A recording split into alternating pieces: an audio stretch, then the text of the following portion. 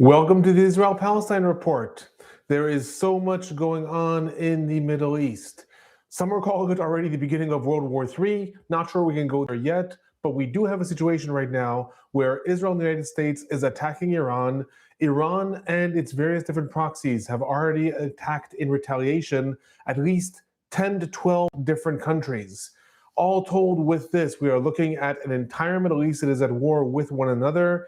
Israel and the United States is fighting Iran. Iran is launching a lot of its attacks at Israel, but actually much more of its attacks are targeting the neighboring Gulf Arab countries, Qatar, Bahrain, United Arab Emirates, explosions going off in embassies and CIA facilities in Saudi Arabia. Iran also carried out attacks in Azerbaijan. Also reports of attacks that are carried out in Turkey and in Syria. Hezbollah attacking Cyprus. Right now, this is contained to the Middle East, but as we spill over more towards Turkey and Cyprus, that is already taking us into NATO territory, which may engulf a lot more of the world. If this is your first time joining, I'm Alon Burstein. I'm a professor of political science and Israel Institute fellow at Tufts University. Nice to see some familiar faces. Nice to see a lot of new names. I am putting into the chat right now a link to my mailing list if you're interested in finding out more about when I have these events or online courses or things like that. And of course, always remember, hit that subscribe button, hit that like button, so you can also be part of this channel and the growing community. What we are going to review now in this live today, we are going to look at a couple of different things. Firstly, I'm going to talk a little bit about the current leadership in Iran and the prospective next supreme leader. A supreme leader is going to be elected, according to some reports, has been elected already. Going to talk about who that might be, why this matters, how this will impact the trajectory of the war. I'm then going to talk about something that I've been asked about a lot in the last several days, which is, why is Iran trying to expand the war? It would seem that Iran, faced with the Israeli military, the United States military, would want less countries involved in retaliations against it rather than more. But Iran seems to be trying to get the entire world involved. Going to talk also about that. Also going to talk a little bit about where things stand with the ongoing fighting. Both Israel and the United States announced today that they have completed phase 1 of the war and going to phase 2. We're going to talk about some of the criticism of that. Hezbollah, Houthis, and everything else. Also here, obviously, to field any and all questions that you may have. With that, I'm going to take up a moment's pause. If you are just coming into the live stream, please feel free to say hi. Let me know where you're from. Let me know if you have any questions that you want me to address. Always nice to see people in the chat. I don't actually see your faces, so it's always nice to see people that actually write in the chat. Just a reminder, if you have questions, please do preface that with the word question so that I actually know that there's a question and not people talking to one another. With that, go and take a moment's pause, going to hydrate a little bit, letting people come in. Again, feel free, say hi, tell me where you're from. Also, people watching this recording later, if it's after YouTube has processed it, which sometimes takes 24 hours, then they can actually see the live chat also. So it's a way to get other people engaged as well. Craig is coming in from Western Hemisphere. Well, it's good. It's good. It's good to be the Western Hemisphere. I think there's some people in the Eastern Hemisphere. So, it's a good zeroing in on where we are. Then there's already a beginning question. Doesn't Iran risk isolated completely by every Middle Eastern country once they have ended, since they basically have made enemies of everyone? Great question. Going to address that as time goes on. If I do not answer your question sufficiently, Denver Johnson 2142, please come back to me with it soon enough. Other people say thanks for your work, and Craig is getting a good laugh out of my Western Hemisphere jokes. So, taking a moment here, I'm going to give another 10-15 seconds. Again, there's already close to 50 people on here. Please say where you're from, or just say hi so I can see who's who. Glad to see, again, familiar faces. Very glad to see new faces. If it's your first time, hit that subscribe button. Some people have noticed, I got some emails that earlier today, my channel crossed the 10,000 subscribers. That happened this morning. So thank you everyone who sent in congratulations, but always glad to expand more. So if it's your first time, hit that subscribe button and help us grow even more. Thank you, those people clapping and good cheer. Also, as always, I'll say forgive me that I'm looking down. I have my sort of news desk set up down here with a lot of different alerts coming in from the Middle East. So if I'm looking down here and there, it is because I see something flashing and I'm always concerned there's something that I should be talking about going on live.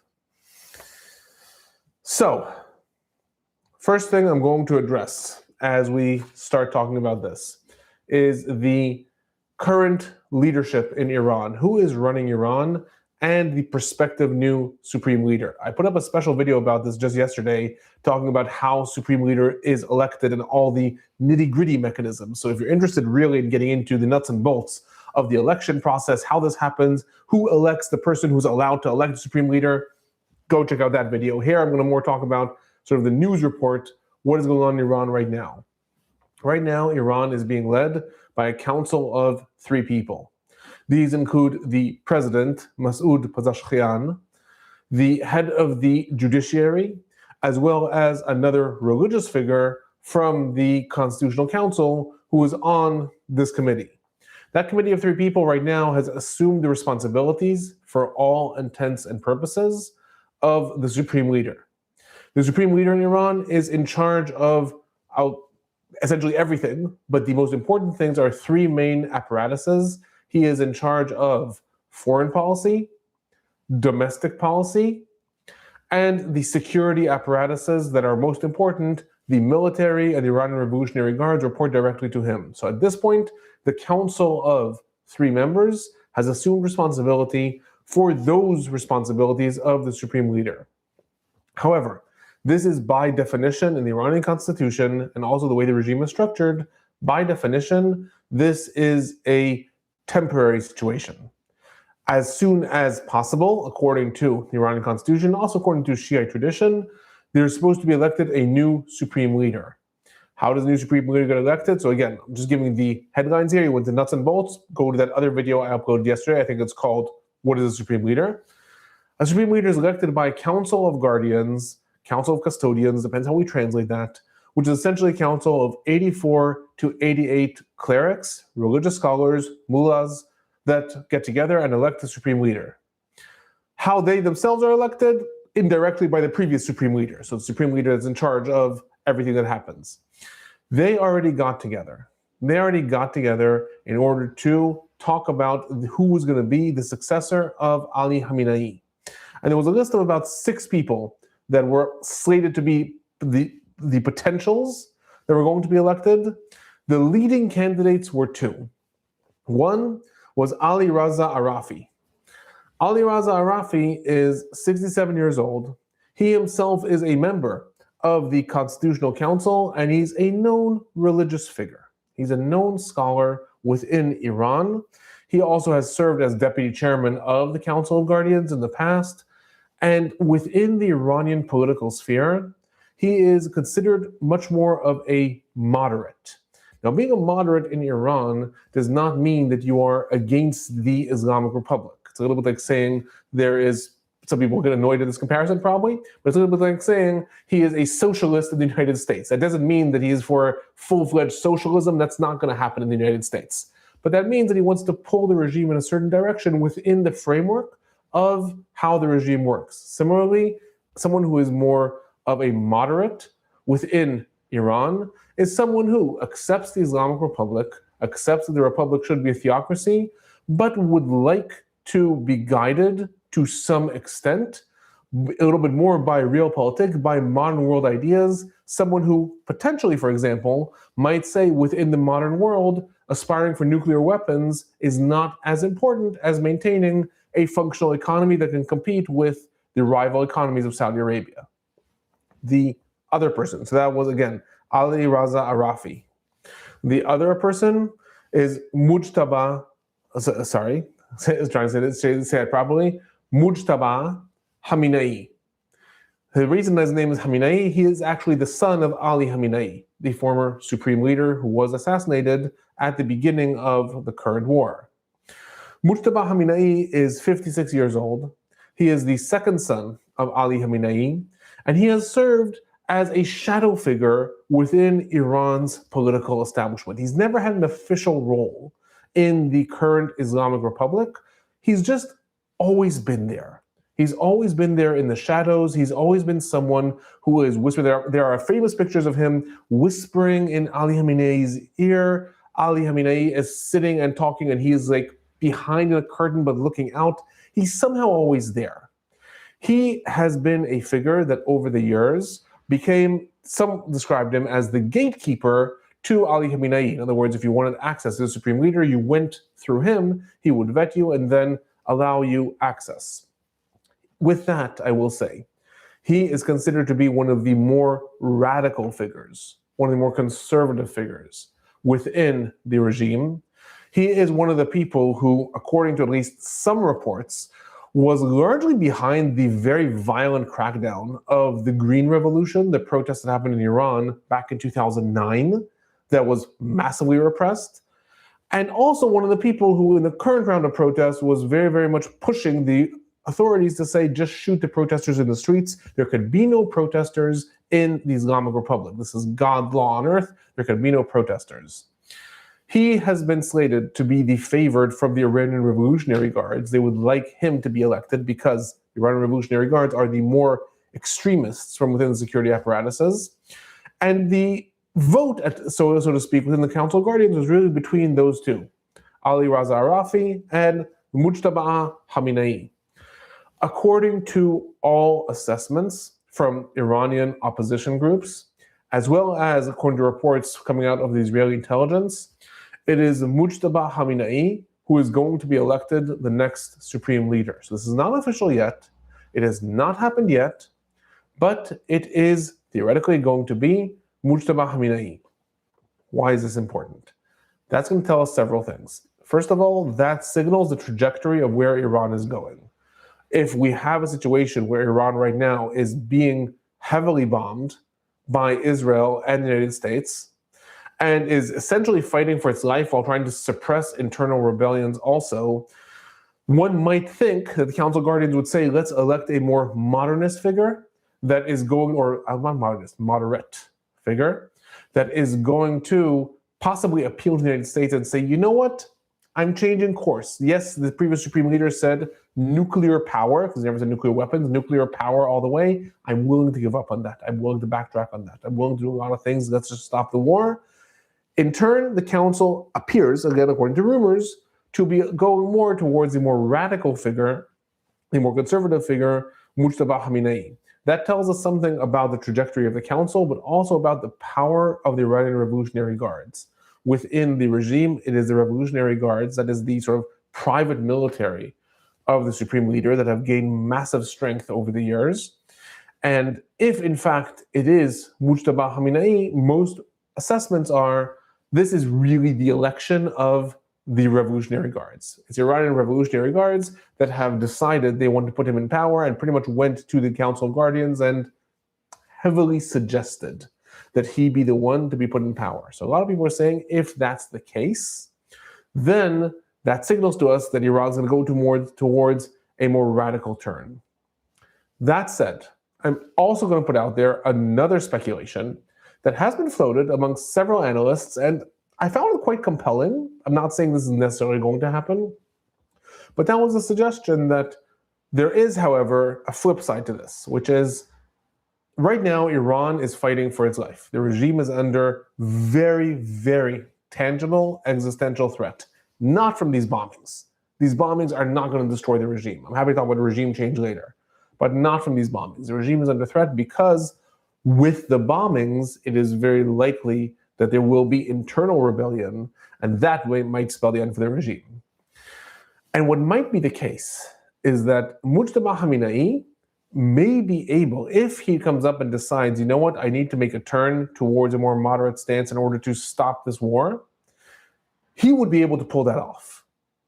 In turn, Ali Raza Arafi would probably not be able to pull that off. A more moderate figure would encounter a lot of resistance from the Revolutionary Guards, possibly from the military, because he would be seen as a moderate who's selling us out. In turn, it is possible that a more extremist figure, someone who has the confidence of the Iran Revolutionary Guards, could say, you trust me, you know who I am taking us towards this direction now, we'll attack Iran, the United States and Israel later, but I'm taking this direction now. If the next supreme leader would like to pull Iran towards a more accommodationist stance in the United States, some have speculated, and I found this quite convincing, that actually Mujtaba Khamenei could do that, as opposed to a more moderate figure might not be able to do that. I know that sounds like a roundabout way of looking at this, but it is interesting, if this is in fact the election, to see where this is going to take Iran in that moment. That said, already 2 days ago, there were rumors that the Council of Guardians has actually elected the next supreme leader. They haven't announced this yet. Now, it is possible that they don't announce this because it is very, very obvious that whoever's elected the next supreme leader is going to be an automatic target of assassination. That said, I also don't find that as convincing, because the fact is that Israel's already been trying to assassinate Mujtaba Khamenei. He's been on the same team as the United States since 2019. The fact is that his wife, son, and other members were already assassinated in the opening attacks that happened on Saturday. The fact is that other members have already been assassinated. So I don't actually buy that they're not publicizing this because then he would be the target of assassination. I think there's still internal deliberations. In my own analysis, there's still internal deliberations about what's the right way to go. I do believe that everyone in Iran recognizes that the first thing they need is for this war to stop. And they're trying to think what's the right way to do that. And possibly they're still deliberating among this. There were some rumors today, very unconfirmed, that 8 members of the Council of Guardians refused to join the meeting because they were under so much pressure to elect Mujtaba Khamenei, but they didn't want to. So they refused, and that's why the council is in a bit of a stalemate at this point. Again, those are all rumors. All of the reports from opposition leaders and from Israeli intelligence are saying that Mujtaba Khamenei has been elected, just hasn't been announced yet. It might be announced. I'm looking down on my phone to see if things happen currently. It might be announced any minute. At this point, the fact that it hasn't been announced yet, I don't think is an assessment of he'll be assassinated. Israel would love to assassinate him if they could tonight, whether he's announced leader or not. So much more likely, this is as a result of ongoing internal deliberations. That's what I'm going to say about the leadership structure in Iran right now. Lots of people have joined in the last 15 minutes. So first I'm going to say, hi everyone, welcome. First, if this is your first time here, welcome to the Israel-Palestine Report. I'm Alon Burstein, Professor of Political Science and Israel Institute Fellow at Tufts University. I am putting into the chat once again a link to my mailing list. I do suggest signing up if you're interested in this content, because primarily I don't send a lot of emails. Anyone's on the mailing list can attest to that. Most of what I send is when I'm doing these lives or any online courses or things like that. And also want to remind everyone, hit that subscribe button, hit that like button. It helps me, it helps the channel, and I'm doing this mostly to help everyone understand the conflict, so it hopefully helps everyone. With that, I'm now going to take a moment to breathe and look back at some of the questions that have come in. Craig says, is the introduction of external Kurdish militias the big wild card, or are they a domestic regime force and huge civil support or are the domestic regime forces too large to defeat? Next thing I'm talking about is, in fact, the external militias, the Kurds and otherwise. So I'll get to that in a moment. Other question. Israel joining us, I do believe, from Israel, where it is 3-4 a.m. there. I do hope you didn't stay up for me. I mean, very happy to have you here, but I hate to keep you up. How will the United States handle the Iranians operating from schools and hospitals? Israel got into a lot of trouble for this. Admiral Cooper avoided answering the question at a news conference. So I will say that unlike Hamas and unlike Hezbollah, Iran actually does not have as many of its military facilities within schools and hospitals. And there's reasons for this. Chief among them that Iran operates as a state. If we go back 2 years ago, prior to 2023, prior to April of 2024, Iran was not being attacked. In fact, since 1988, Iran has not engaged in an active war. And even the acts of terrorism that have happened within Iran as a result of Baluchistan rebels coming from Pakistan, as a result of ISIS at different times, Iran was functioning as much more of a modern state, with the exception of the rules and regulations of the regime. But in terms of its military facilities, in terms of its military production, one of the things we see also for all of the talk of Iran sleeper cells, which they probably do have, I'm not denying that they have, thus far, we're coming on to a week in the war, but we've also been already 2+ years and several different rounds of wars with Israel. They're not activating terrorist cells around Europe or around the United States or around Israel. They're operating much more as a military, firing missiles, trying their fighter jets, a navy. Are they operating according to the rules of war? No, they're not. Most countries do not exempting Iran or any other country. But I am saying that most of their facilities, in response to your question, Israel, are not necessarily in schools or hospitals. That girls' school, I saw a question about that before, that girls' school that appears to have been struck by a missile on the first day of the war was located between different areas of the Iranian Revolutionary Guards. According to most estimates that I've read, that was not done strategically. Most of the offices of the Iranian Revolutionary Guards had actually not been there anymore. They were there years ago. And that's why that area was attacked, because old intelligence showed that the Revolutionary Guards have their offices there. A school was established and that was attacked. I saw another question about that, so I'll say very briefly about that. Anyone doesn't know what I'm talking about. A girls' school was hit in the southern parts of Iran, the area of Minab, on Saturday. According to most estimates, between 150 and 175 schoolgirls and staff were all killed. There's a lot of international condemnation of this. The United States and Israel put out a statement saying that Israel said they know nothing about this. The United States said it was probably an Iranian missile that went awry. Most estimates do not agree with that. No Iranian missiles, so many reports and satellite images have been tracking no Iranian missile was seen going there, and there were Revolutionary Guards offices near there. Very likely this was a mistaken calculation by the US military, because the United States was attacking down south. This is nowhere near where Israel was attacking. So very likely it was a mistaken calculation from the United States. But again, to answer your question, Israel, there's a lot less Iranian military activity in schools and hospitals at this point compared to Hamas in Gaza or Hezbollah in Lebanon. That may change, but I'm saying at this point. Other people, this was Netanyahu's last chance to start it, but he cannot finish it. Hubris analyses of Netanyahu and Trump, I think, very often are humorous and accurate. But I'm not going to get into presuming that I understand what goes on in their mind. By the grace of God, I'm not in either of their minds or any politician. Craig asks, any chance that Sacha Baron Cohen is innocent? I'm not even going to complete that question. Thank you, Craig. I'm not going to complete that question. Others. Larry asks, are there any credible theories about the threshold of population that hold radical Islamist views before the country can have a secular governance?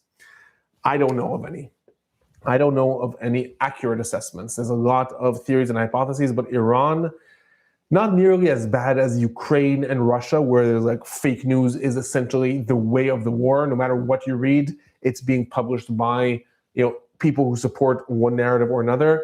Not as bad in Iran when it comes to external analyses, but pretty close when it comes to assessments of how much of the population thinks this or that. We don't have any reliable surveys.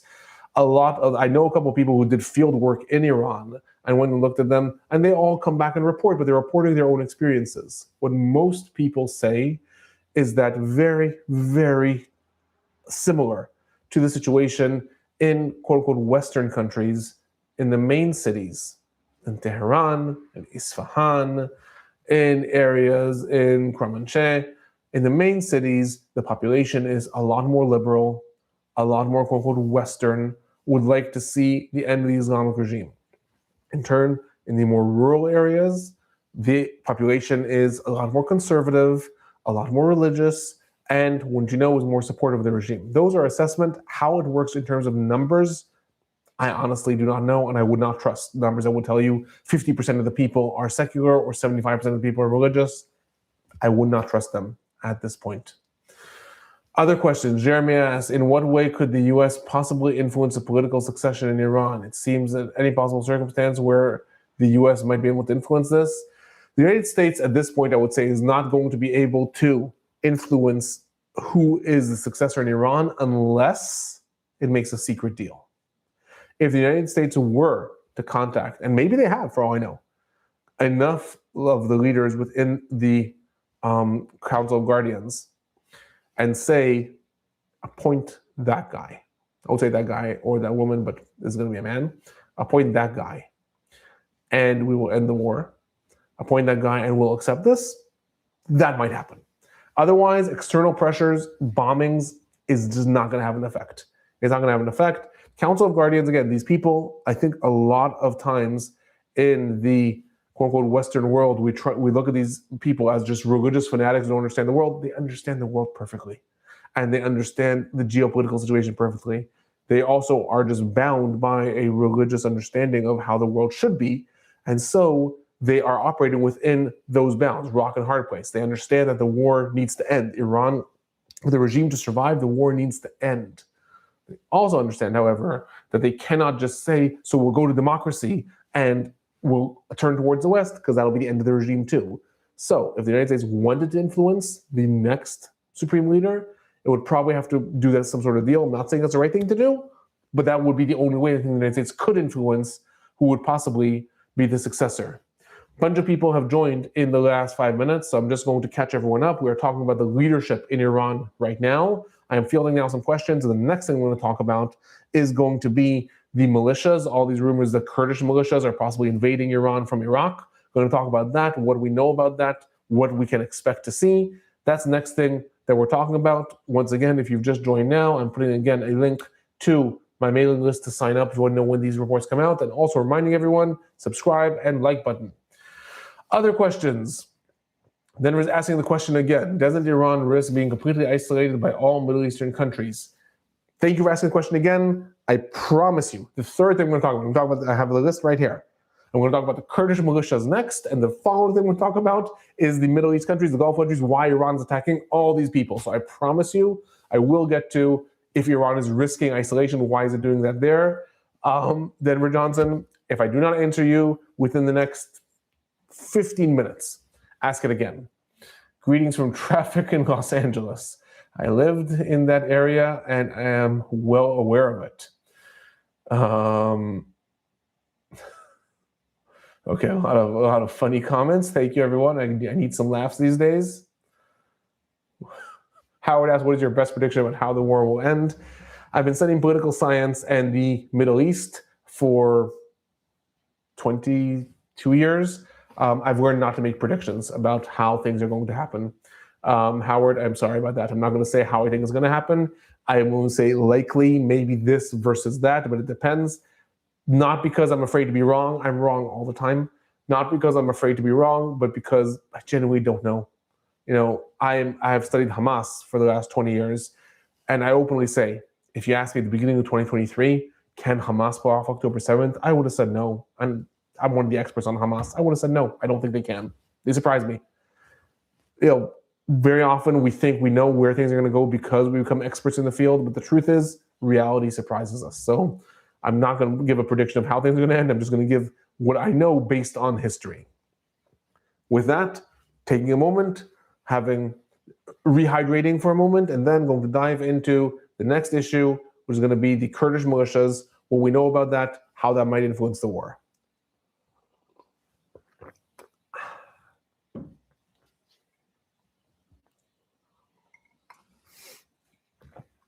So, I'm moving on now to this issue of militias that is on a lot of people's minds. Over the last 48 hours, there were bombastic reports that came out, started in Fox News in the United States and picked up elsewhere. Thousands of Kurdish militias are flocking to the border between Iran and Iraq, are invading Iran from Iraq.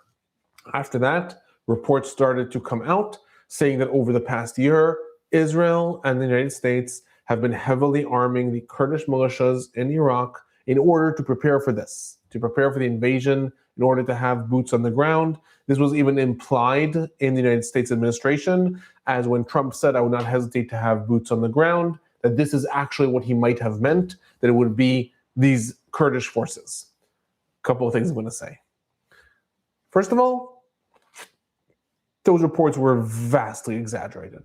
According to most reports that are coming out from people on the ground, on the border between Iran and Iraq, these reports of thousands of armed Kurds flocking in, a couple of dozen of the militias forces have been told to storm the border. That doesn't mean that Israel and the United States doesn't want them to storm the border. Israel, according to reports, have been bombing all the Iranian outposts along the border in order to soften if there will be a Kurdish invasion. But the actual forces that have crossed the border, a couple of dozen soldiers or militia members. There are reports that Kurdish militia members are mobilizing within Iraq and moving towards the border, but far from storming the border and invading Iran. So that's point number one. Point number two, the Kurds are an ethnic minority that are spread across different countries in the Middle East. The majority of them spread across Turkey, Syria, Iraq, Iran, some in Azerbaijan. They have their own agendas. Their agenda is not to take over Iran. Their agenda is not to liberate Iran from the Islamic Republic. They would like to secure a homeland for themselves. Every time there's been a situation where the leadership in one of those countries that I mentioned has been weakened, the Kurds rebel. This happened in Turkey in the 80s. This happened in Iraq in 1991. This happened in Syria in the 21st century. It's happening now in Iran. They have their own agenda. They have been armed by the United States and Israel, sure. Will they help them? They wouldn't mind helping them. But they are unlikely to have any will or ability, I'll say that also, to take over Tehran, to actually become our people, so to speak, in Iran. What they can do is they can worry the Iranian regime. They can be a pest to the Iranian regime. They can distract the Iranian military. That certainly they can do. In addition to that, it's also important to remember a couple of things. First of all, the Kurds are not the only militia in Iraq. Iraq has a couple of different other militias. Most of these are loyal to Iran. These include Khatib Hezbollah and Hashd al-Sha'abi. And they have already announced that they are going to mobilize to the border in order to fight the Kurds. So Iraq is meanwhile being pulled into a quasi-civil war between militias, the Kurds coming in possibly to fight Iran, other militias within Iraq coming in to fight the Kurds, stop them from fighting Iran, the makings of a civil war in Iraq. One. Two, the Kurds themselves have a poor history of relying on Israel and the United States.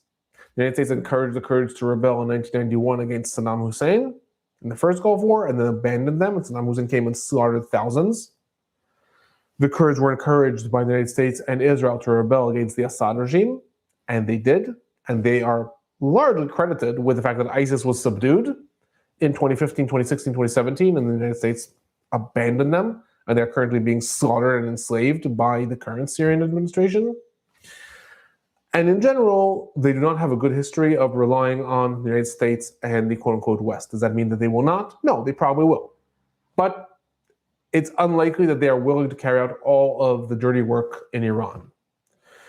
And from the flip side, a third thing that I'm going to remind everyone. The world in general, and the United States in particular, has an extremely poor track record when it comes to arming local militias to try to carry out the work of boots on the ground, while we, the United States, the West, while we will just allow aerial support and funding from the sky.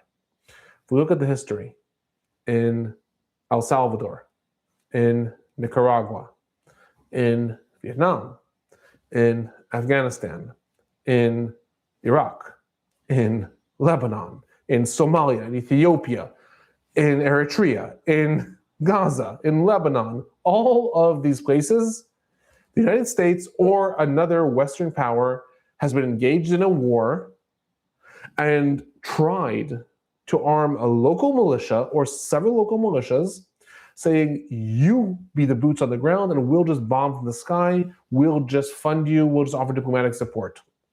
Sometimes this succeeds in the short term. Sometimes this does succeed in overthrowing a local dictator.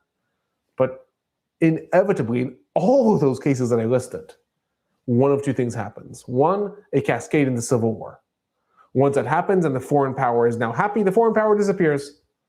And immediately we cascade into a massive civil war because now we have a militia that isn't actually strong enough to control the country, but has been helped by a foreign power. The foreign power now disappears. They're not strong enough. Warlords come up. Civil war breaks out, tears the country apart. Iraq through and through is what happened.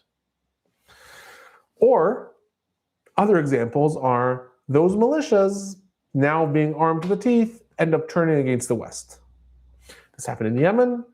This happened in Afghanistan. This happened in other places as well. That said, I don't know what's going to happen with the Kurds. The Kurds are somewhat of a unique case because of their dispersion across the Middle East and their loyalty, very, very close internal national loyalty. It is possible that they will care more about establishing their own autonomy and therefore won't get embroiled in a civil war in Iran or will not actually turn against the United States or Israel. Very, very likely. That said, with all that, what we don't have is a success story. We don't have a success story where a local militia was funded and armed and a Western power bombed from the sky and just offered diplomatic support. And this turned out well for the country or for the West. So that's the one thing I want to point out. I don't know if it'll be a disastrous story like all those others that I mentioned. But we don't have a model of success where this would actually work. So when it comes to the Kurds, is this going to weaken the Iranian regime? Yes. Yes, it will. Through and through. Having an armed militia crossing your borders, even if it's a couple of dozen, certainly if it's a couple of thousand crossing your borders, by definition is going to weaken you, is going to encourage your own citizens to rise up against you, is going to be an avenue for gun running that into protesters. All these things will weaken the administration in Iran. Will this be the make it or break it in the war? I doubt it. It's been reported in the last 24 hours as though this is going to be the boots on the ground, Israel and the United States from the sky, the Kurds coming in, and that's it, the Iranian regime is over. I do not anticipate that that is the case. Like I said, I've been wrong before many times, and I will be wrong in the future. Could happen. But at this point, there's too many variables, I would say, to rely on that. So that's what I wanted to say about the Kurds and the additional militias in Iran and in Iraq. Pausing here for questions. I see Craig says, the electronic intifada has platformed some of the leading intellectuals in Islamic resistance in general. Have they made any noises about the conflict? I think I need you to clarify the question, Craig. I think that if you're asking, have people reacted, clarify the question instead of me guessing what you were actually meaning. Write it out again. Meanwhile, you had another question. How are Armenia and Azerbaijan reacting? Armenia so far hasn't really done anything. Azerbaijan had not done anything. They suffered a couple of Iranian attacks that we'll talk about later. Why is Iran goading everyone? They suffered a couple of Iranian attacks in the last 48 hours, and they have announced they're mobilizing their military in order to prepare retaliation. Will they? I doubt it, to be honest, but they've at least made that announcement. Larry asks, Britain created nations like Saudi, Iraq, Jordan, Syria that mostly lasted a century. Israel, Lebanon, Armenia were decolonial efforts. What is it about the United States that is so much less successful? I'm laughing because it's a good question. It's an accurate question. It's rare that people describe decolonization and the states that were created as a success, although you're right, by comparison to the United States track record, that is different. I would say, it's a good question. I'd say very briefly that the difference is also, first of all, in the era, that an era of decolonization was an era when nation states were rising up and claiming self-determination.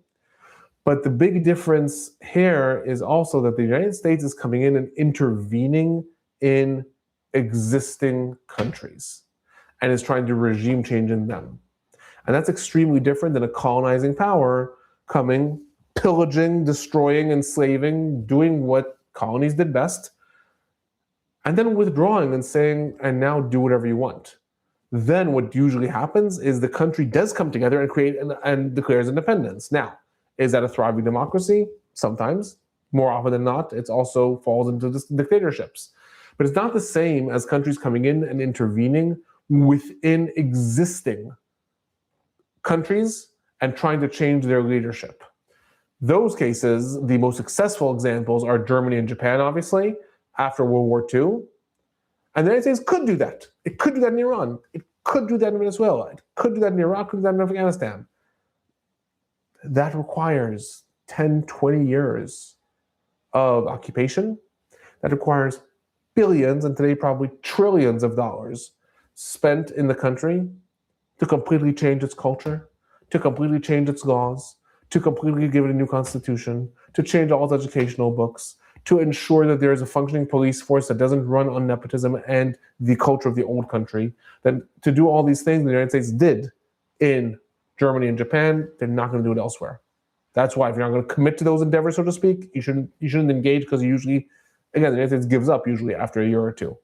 And even in Afghanistan, when the United States stayed for 20 years, the amount of money that it invested in actually revitalizing Afghanistan pretty much dried out in 2006. And then Afghanistan was left sort of to its own devices, and the United States had some troops there. So that's all I'll say in terms of the comparison.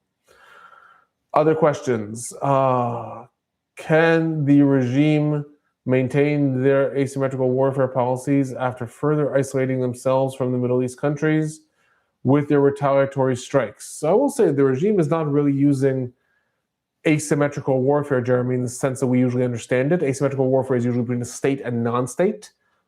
They are using battle tactics that are considered less customary, like drone attacks on airports, like missiles into civilian population. But that in itself is not asymmetrical warfare, and they, for now, can maintain that seemingly for a while. Not sure I understood the question. If I didn't, ask it again in a different way, please. Also, not sure if some things you want to address. Why have China, Russia, and North Korea not reacted? Good question. I'll talk about that soon. A lot of questions coming in. I want to move on to the next thing, so I'm going to try to address them quickly. Fran asks, can you discuss the colonization of Persia and how the Zoroastrians were persecuted? Also, the Baha'is. Unfortunately, I mean, it's a great question and very relevant, but just it would take too long to discuss it with regards to the current context. And Fran, I'm sorry, I always feel like your questions are good and I say it's too long. So please forgive me. I don't think I'm going to be able to address that now. Then Ras, speaking about Hamas, why has Israel not hunted down Izzadin Haddad still? Short answer, I don't think that they don't think they know where he is, and they don't want, and they're afraid of reigniting the conflict because they're afraid of Trump right now. Other question, do you think there is enough type people remaining to stand up to the IRGC? So when it comes to protesters, also, I keep on saying we're going to talk about things soon, so you know what I'm going to do is we're just going to dive into the next thing and try to address all these things as it comes up. Next thing I wanted to talk about, this is one of the big questions. Before that, again, I'm going to say a lot of people just joined. Welcome if you just joined. The next thing we're talking about is why is Iran basically attacking? Do not apologize.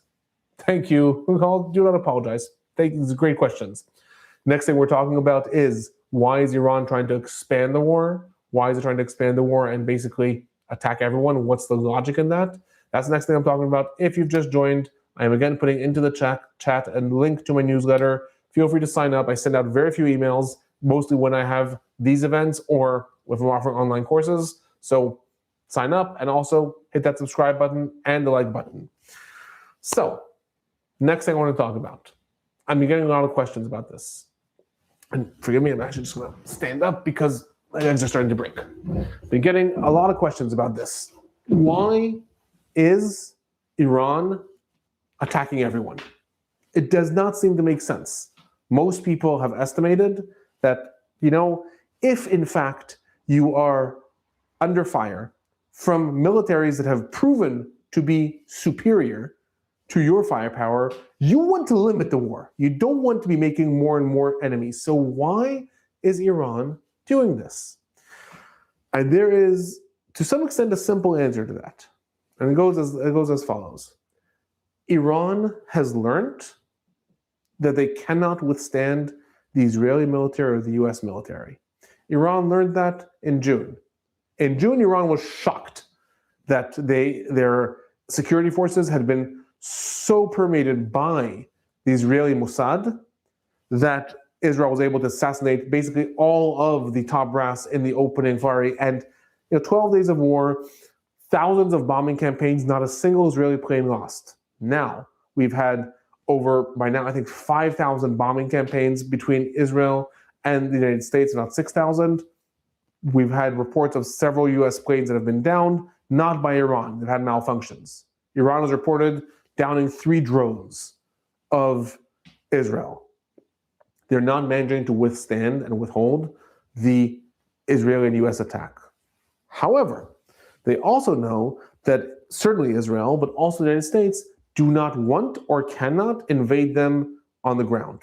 They're not going to overthrow the regime by actually sending forces in. The big danger for Iran at this point is internal rebellion. The big danger is if protesters rise up. Iran already had a hard time suppressing them. They succeeded. They had a hard time suppressing them already 2 months ago. And now with these bombings, it'll be almost impossible. And so Iran is doing the calculation. They're fighting for their life.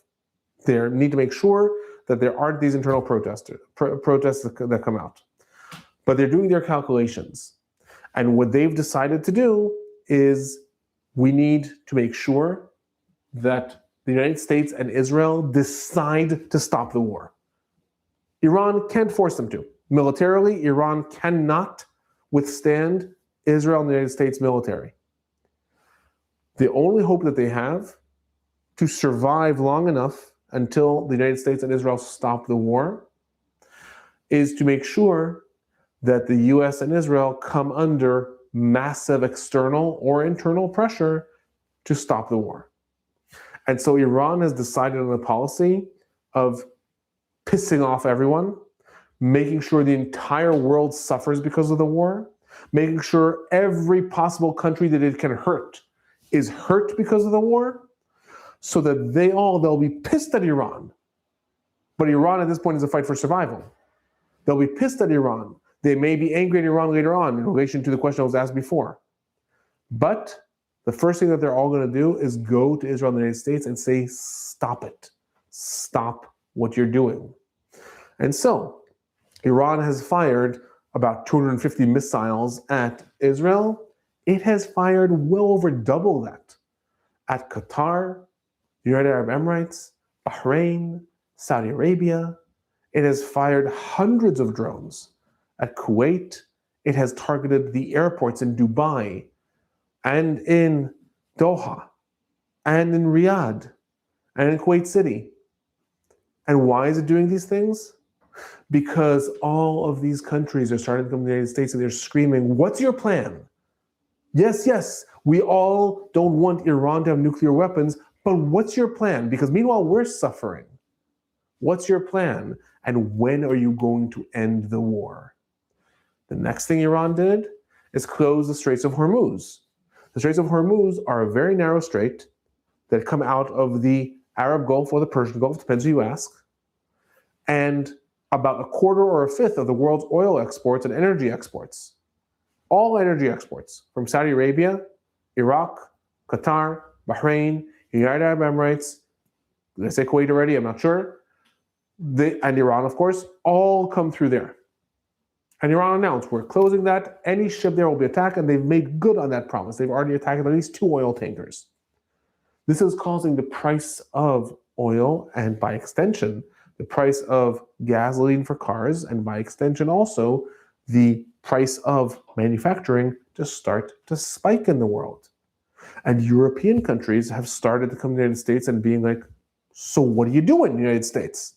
Like, yes, we all think that the Iranian regime is bad, but some of us have elections coming up this year. We really don't want the price of gas coming up because our citizens aren't going to care that this is because of Iran 1, 2, 3. China has started to make noise saying, we can't afford to have the Straits of Hormuz closed. We cannot afford to have our manufacturing plants endangered with their energy sources because of this. So yes, you have your fun with Iran, but what are you doing? This has to stop now.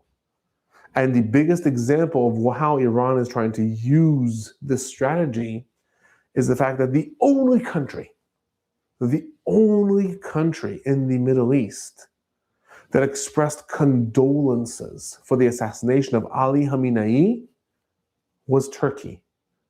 The Turkish leadership expressed condolences over the assassination of Ali Khamenei and called him a statesman who should not have been killed.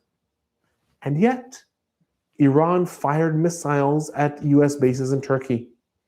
And Turkey is now engaged in intercepting other Iranian missiles and drones. And a lot of people are like, why are you doing this? This is the one country that supports you. And the answer, Turkey is a NATO member. And if Turkey were to activate Article 5 of the NATO treaty that says if a country is attacked, all of NATO was attacked, and all of NATO must react, yes, this is dangerous for Iran.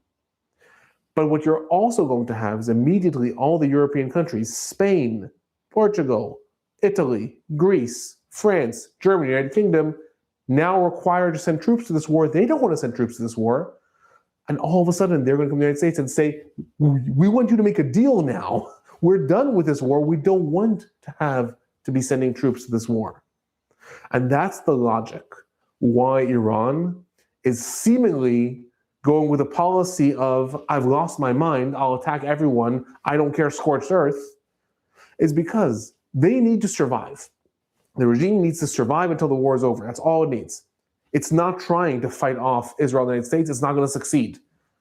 So all it's trying to do is survive and hurt Israel and the United States until those countries decide enough.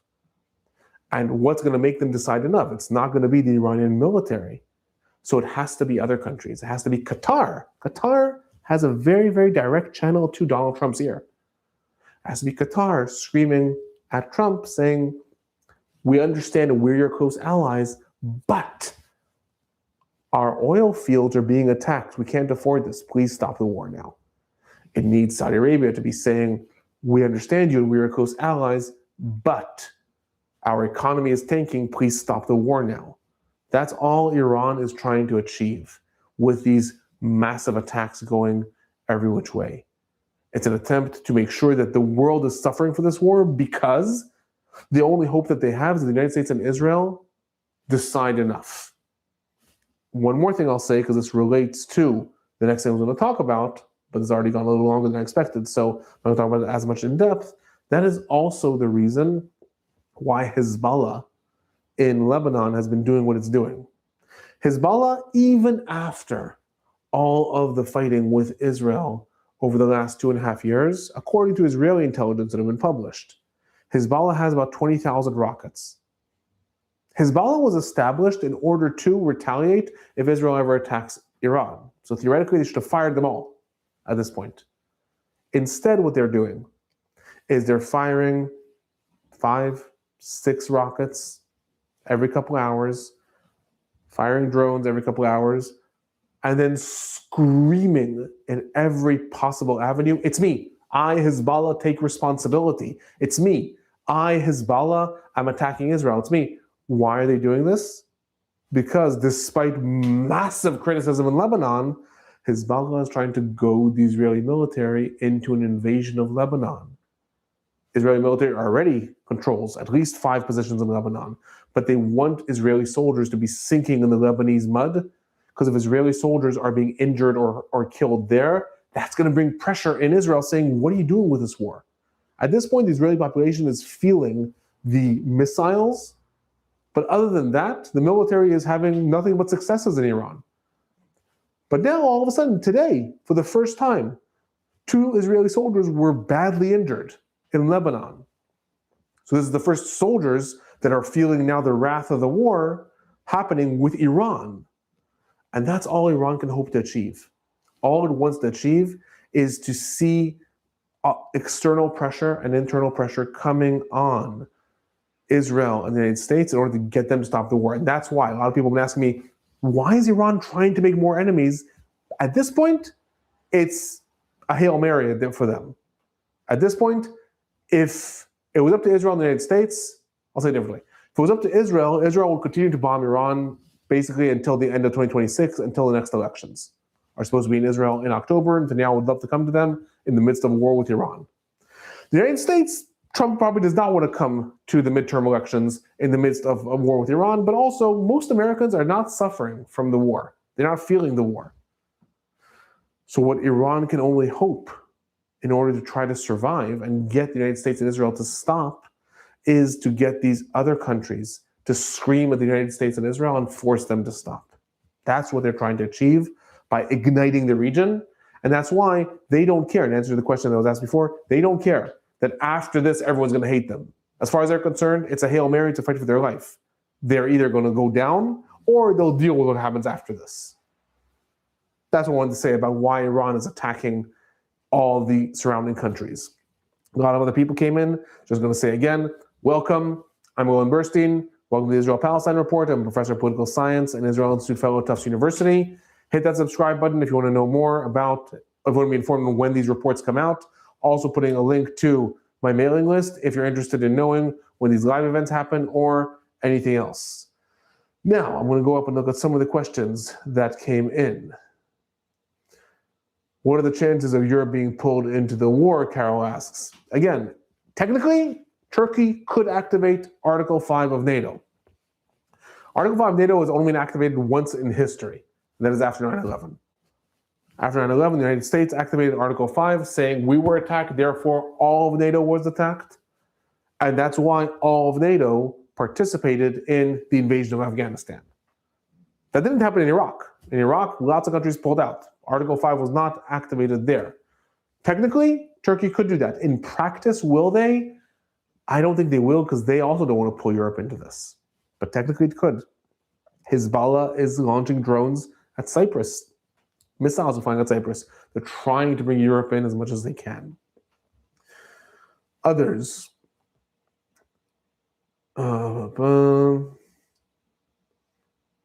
Craig says, do they want to pull in China, who rely on oil? So what Iran would mostly like to do is get China to either threaten the United States and say, stop the war, or we'll throw our forces in with Iran, or get China to tell the United States, stop the war, or China can play that game too, or we'll put 200% tariffs on iPhones that are sent over to you and things like that. Like, they're trying to pull China in, not necessarily against Iran. They haven't attacked China, but they want China to want the war to end.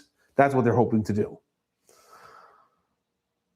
Alon says, you are the best. I really enjoy your insights. Thank you. Thanks for joining. Love hearing that. Lebanon. Craig, that was a nice inside joke when it came. Craig participated in my course on the history of the Israel-Palestinian conflict. Nice inside joke with Area D there, like that. Ilka asked, do you think shadow militias will be put in place in Iran? I think that certainly Israel and the United States would like to have sleeper cells and militias in Iran. Like I said before, I do not think that that's actually going to be something that makes or breaks the war at this point. Might. Probably not, though. Craig is making me laugh. Well done. The last thing I was going to talk about was Hezbollah. I already talked about that a little bit. So I'm also just going to say that a lot of people would ask about the Houthis. Where are they? They're not quite a direct proxy of Iran in the same way, but they're very affiliated. Where are they in this conflict? The Houthis immediately when the war broke out said they are going to retaliate. So far they haven't. And there's a lot of speculation as to why. One of the rumors is they are holding back on purpose until all eyes are directed elsewhere. So a lot of rumors that they are actually planning more clandestine operations, that they're planning to have a surprise attack on on Saudi Arabia's oil fields, or planning an attempted assassination of Mohammed bin Salman, the crown prince of Saudi Arabia. Don't know if that's the case. At this point, the Houthis have not responded, but in the last 24 to 48 hours, there's more and more talk about the fact that they might soon. So that's about those proxies. Other questions. What about the Kurdish? Will they go on the ground for the U.S.? So, Carol, I think you might have joined a little bit late. I spent about 20 minutes talking about the Kurds. Once we're done here, this will automatically be uploaded to my channel. So I suggest look back at around minute 25. I started talking about the Kurds and what they're doing. If you were here and I didn't have to answer your question, then please ask it again. Charles asks, in your opinion, do Iran mullah leaders actually think they can force the U.S. to the enough is enough decision? No, I do not think that anyone in Iran actually thinks that they can withstand the United States and compete with it militarily. Therefore, that is why I think that the only thing that they hope is to survive until the United States has enough. Like I said, Israel has elections planned for the end of the year, probably going to be more around June, July. Netanyahu would love to come to those elections bombing Iran. He would love his campaign to be him flying a plane over Tehran. That'll get him votes.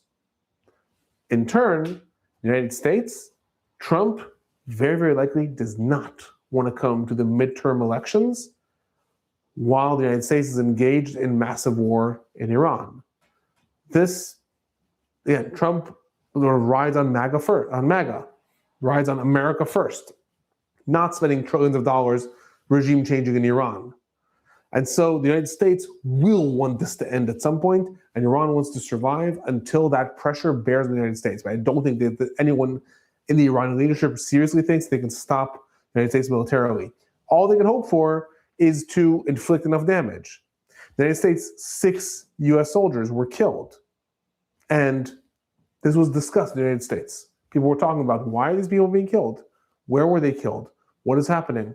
In Iran, over 1,000 people were killed. Iran's not trying to even the score. They're just trying to make sure the United States people are asking, why is this happening? Maybe this should stop.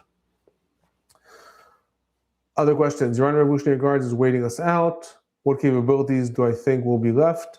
Iranian Revolutionary Guards are very strong. They're very strong, and also, unlike a lot of other private militias, they're very rich. They have control of a lot of the industry in Iran. They can survive. They can survive for now. Will they be strong enough to fight the United States or Israel? Probably not. But the Iranian Revolutionary Guards will be strong enough to suppress rebellions for now. Will they be strong enough if rebellions pop up? And then the Revolutionary Guards are targetedly attacked by Israel and the United States? Maybe not. But for now, they are still strong enough, I would argue. Fran asks, question. Where is that ISIS guy who is now the president of Syria in all of this? So, a couple of things I'll say. First of all, Ahmed Ashara is not an ISIS guy. Just putting that out there. Ahmed Ashara was previously the leader of Jabhat al-Nusra, which was actually an outfit of Al-Qaeda and a staunch enemy of ISIS. He was actually, ISIS tried to assassinate him several times, including several months ago. He's not a member of ISIS. He was a jihadist. In the last 5 years or so, he seems to have changed his way. I don't think he's become a Zionist or a true friend of the West. He seems to have changed his way, and I'm not saying that because of how he took over Syria. I'm saying that in the area that his group controlled, in Aleppo, there were very few acts of atrocities that were done. There were minorities there, also Shiite minorities, also some Christians, and they were not persecuted. And he controlled that area for several years, between give or take 2017-18 or maybe 2019, until he took over Syria. So that's saying something. Do I think, again, that he is now the true friend that the West has been hoping for? Probably not. He's a complicated figure. But I also think that unlike a lot of Islamist figures and a lot of militia members and terrorist outfits, I think that he actually sees himself as a statesman. He actually sees himself as someone who has now taken over a country and needs to govern it. Does he have any sympathies for minorities? No. We've seen this with the Druze population, we've seen this with the Kurd population, we will probably see this with the Shiite population. No. But he's not an ISIS figure puppet head, at least the way he is presenting himself and the way he's been acting in the last 6-7 years. So that's one thing that I have to say about him. Now, what has he been doing in all this? He actually, at this point, is through and through on the side of Israel and the United States. Syria, the current regime, is very, very angry and has an open bill to settle with Iran. Iran was a staunch ally of Bashar Assad.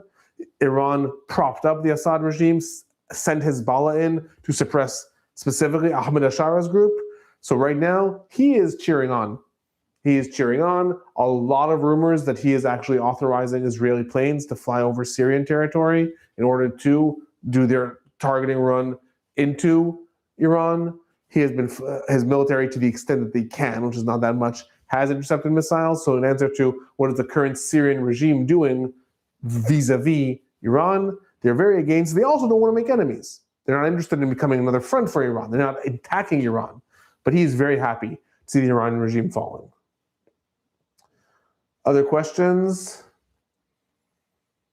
How long will it take to secure the Straits of Hormuz? Really depends on what the United States throws into that. I really can't answer that. Sorry, I'm just looking through the other questions.